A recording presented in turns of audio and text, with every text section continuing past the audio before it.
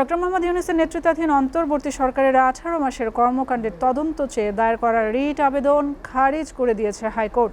দুপুরে বিচারপতি আহমেদ সোহেল ও বিচারপতি ফাতেমা আনোয়ারের সমন্বয়ে গঠিত হাইকোর্ট বেঞ্চ এই আদেশ দেন।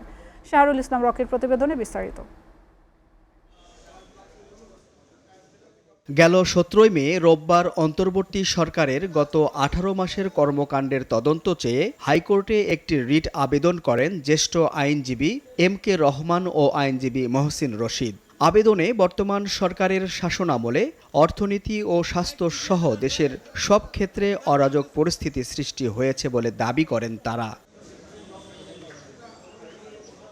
রিটকারীরা কমিশন অব ইনকোয়ারি অ্যাক্ট এর অধীনে একটি স্বাধীন তদন্ত কমিশন গঠনের প্রয়োজনীয়তা উল্লেখ করেছিলেন, যাতে ভবিষ্যতে নির্বাচিত কোনো সরকার এই বিষয়টিকে উপেক্ষা করতে না পারে। আমরা একটা ইনকোয়ারি কমিশন অ্যাক্টের আওতায় একটা ইনকোয়ারি কমিশন চেয়েছিলাম, যেসব অন্যায় কাজগুলো হয়েছে, যেসব মব হয়েছে, ভাঙচুর হয়েছে, ইলিগাল কাজ করেছে, করাপ্ট প্র্যাকটিস হয়েছে, এর উপর একটা ইনকোয়ারি কমিশন করার জন্য।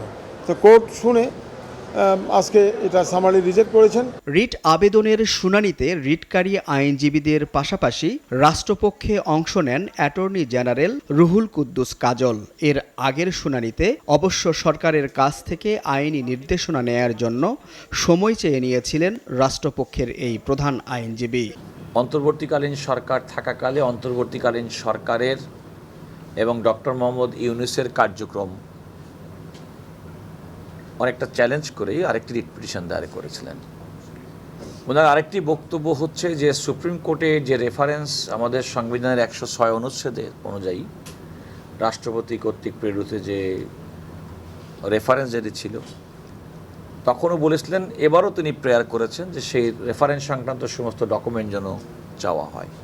উভয় পক্ষের দীর্ঘ শুনানি শেষে আজ উচ্চ আদালত রিট আবেদনটি খারিজের আদেশ দেন। ফলে অন্তর্বর্তী সরকারের কর্মকাণ্ড খতিয়ে দেখতে রিটকারীদের তদন্ত কমিশন গঠনের দাবি আপাতত বাতিল হয়ে গেল। শাহরুল ইসলাম রকি, SA TV, ঢাকা।